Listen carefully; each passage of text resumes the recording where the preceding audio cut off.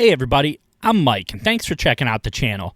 Today we're going to talk about something that could be fun to do in your guitar playing experience that I just recently got into about 2 weeks ago, and I've had a blast doing it, and that is making guitar picks. We all know guitar picks. We have them, we lose them, they're always somewhere. You go in your dryer, there's about 30 of them in there. Somehow they've all congregated inside that dryer. But I started getting into boutique-like picks that I play a Jaquetto pick I get from there all the time. They are great, made out of Australia. Well, I decided I kind of wanted to just try my hand at making my own guitar picks. So what I did was, I'm going to show you some that I have that I currently poured. I bought this mold from Amazon for like $5. And this is it right here. This is the mold. As you can see, I made some red, white, and blue kind of guitar picks for the 4th of July, or they could be for the singer of Suicidal Tendencies who all he wanted was a Pepsi. But, yeah, they also look like the Pepsi logo, which is pretty incredible. That's the best part. Unless you do stars and stripes where it's really in there, red, white, and blue can either be 4th of July, the flag, or it can be a Pepsi can. So these look a lot like a Pepsi can. So they're still pretty cool. And I'm going to show you how I poured these and made these. So every pick that I make, they range from 0.8 to about 4 to 5 millimeters. And how I went about getting the 4 to 5 millimeters one is these molds, the deepest they go is 1.5. Those two are 1.5 and 1, and they're two different styles of picks. The ones that I go either 2, 3, 4, or 5, I took a basic Fender pick, put it in putty, and pressed it down and molded the edges so it was deeper down. Now, you're going to need a couple things afterwards that I don't have in the video to show you, but you can get quickly. You can just buy either a Dremel, or I have at work, I have a polishing unit where I do the polishing of these. But if you mold it right and you get it that it's got a good point on the tip, this is a sample of one of the picks that I did. It's off of a Fender pick. It's about 3 millimeters. And this is it right here. As you can see through it, this is a really, really cool, great playing pick. The bevel on this thing is perfect. It plays great, feels great in the hand. And I made these ones for my godson who's going away to college, and he's got a tan and red guitar, so I thought that would be really cool to have something that matched his guitar, and he's going to a school called Otterbein where their colors are tan and red. So kind of fit. It looks like a piece of watermelon also, which is cool because who doesn't love watermelon? So, all right, I'm going to bring up a video here. We're going to take this one down right here where we are at, and we're going to bring up this video. Let me pause this real quick. Take this down. All right. Here's the video. I'm going to show you how to pour this. I'm going to just narrate over it too, so here's the video. So as you can see, I do these with epoxy, and this is a high speed. What you want to do is pour equal measures of the regular epoxy and the hardener. So I have this automatic stirring stick that goes around and does the stirring for you.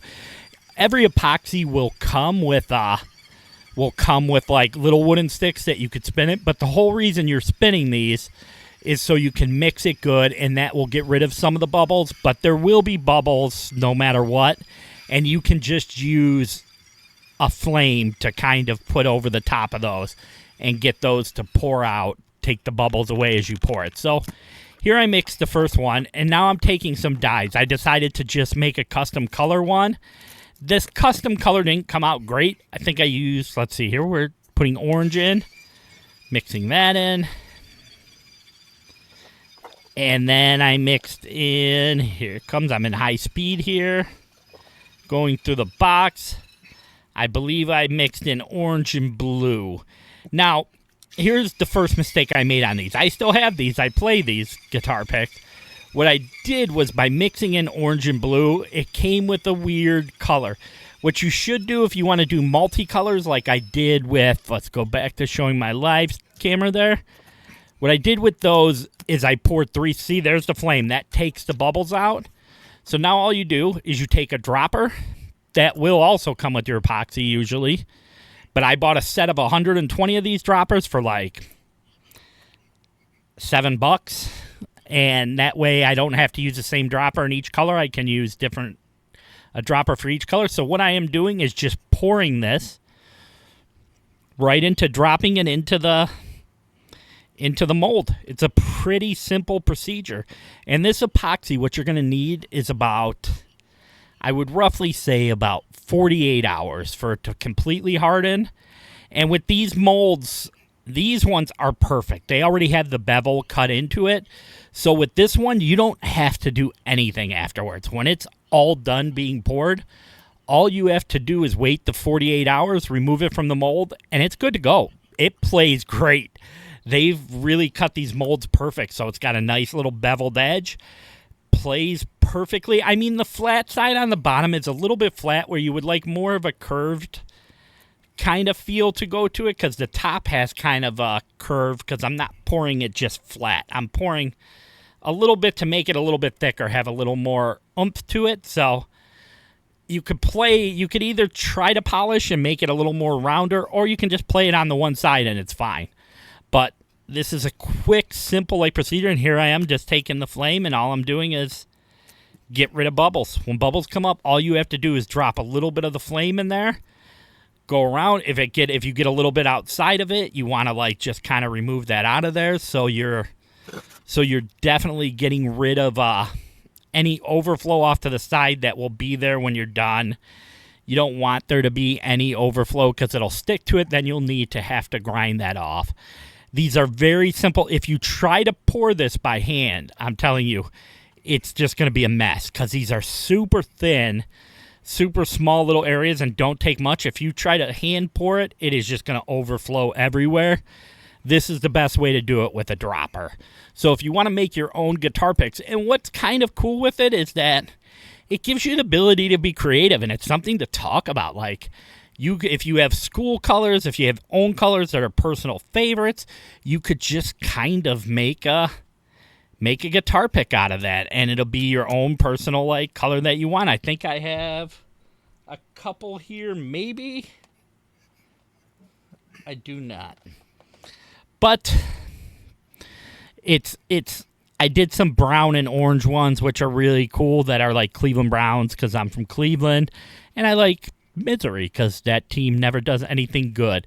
But that's all that scene was just showing just how you pour that, dab it in there, let it sit for 48 hours, and you've got yourself great little guitar pick. So here's these ones again that are sitting curing live right now. Off to my side, these have been curing for about 6 hours so far. So they're movable. You can move them. They're not going to right now they're in a state where they are hardened to where they are at. They're soft to the touch. If you touched it, it would still kind of dip into there a little bit. But it's got enough material on there right now that it's hardened enough that you can move now the molds. And I think it's a great little fun thing to do, to make your own guitar picks. And now we'll go into basic cost of what you would pay to do something like this. So to get 2 8-ounce containers, here's one. I'll show you this is the hardener. This is an 8-ounce container of the epoxy. This is the resin right here. To get this 2 containers is going to roughly cost you about $9 from Amazon. If you get the pigments, you can buy a 20-pack of those for about $10. So you'll spend about $19. Now the pigments will last for a really long time because you are using so little in here. But I think out of an 8-ounce container at a time mixing, I use about 1 ounce in each color for each pour. So that's 8 separate pours I can do with that. And I could get out of mixing in 1 ounce with the hardener, it's 2 ounces, and then the color in there, I could get about this entire mold of 24 picks on each one, 48 picks out of each one, and then have a little left over. If I had a third one, I could almost get the third one done. So on that, being able to do about 2.5 sets of those, you're going to get yourself probably 130 picks out of $10. The resin, the little resin things, you could do probably 50, 60 batches with that. Or you could spend probably $16 and double up, get a 16-ounce container of each one. So you could do, if you're doing single color pours, you're going to have 8 pours of that. If you're doing double colors, you know, it's for each one. Each color is an ounce that you're putting in there. If you're just doing one single color, hardened color, you're going to make, I mean, for $10, you could probably make 250 guitar picks, which is really cool. And this is something I want to show you that I did with mine, is I bought a mold for this. Here we go here. I'm going to bring this up. And it's a little like mushroom jar. And what I did was put my guitar picks inside of there. These are some Jaquetto picks. Trying to find the camera, but those are in there. They go in that little thing. And if you were someone that was selling stuff or wanted to make stuff to sell, you could do one of these jars with about, well, 8 ounce epoxy. You could do about 2 of these jars, each one. You could do 2 of these jars and probably 48 picks. So you could put 2 jars, 48 picks, put 24 in each jar, and probably sell that jar, being that they're epoxy picks, for $30. So $10 investment could get you $60 if it's something you wanted to do as a business to sell. But I do the picks for me and my friends and stuff like that. I don't try to sell them. I just like making guitar picks, and it's another way to get me involved, playing more music, and just having a more hands-on feel. You know, I make my own guitars from kit guitars and stuff like that, and I piece guitars together, sometimes find guitars, take a body from here, a neck from here, put them all together, do all the wiring, and it's kind of cool to have a nice little add-on to do to your projects, just to make your own guitar pick. So I thought I'd make this quick little video, show you how simple it is to actually pour your own guitar picks and have something that you could be creative and make your own style guitar pick. And as you can see, some of these on here, I can't really point at it because it's in front of me, but you see some of them have a little notch at the top. What that is, you could pour your own decorative kind of guitar pick, and it's going to have a hole in the top, so it could be like a necklace or some kind of thing that you could wear or give to someone else to wear. And it's really, really, really kind of fun to do. I really have found a great joy in doing this. And for anyone who thinks, oh, it's going to be too difficult to do, I don't have any skill at anything in art and stuff like that. This literally took me like about 3 pours to get down to perfected, where I was completely happy with it. So you could do that too also. On your first pour, you're going to be like, wow, that was super easy. So, as I always say, music makes life better. Thanks for checking out this channel. Please like and subscribe. I do a bunch of guitar reviews, do guitar builds, I do music reactions, I do live streams, talk about guitar picks, and I'm just out here having a good time every day.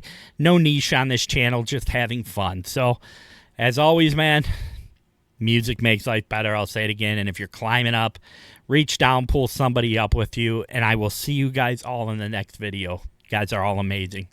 Bye.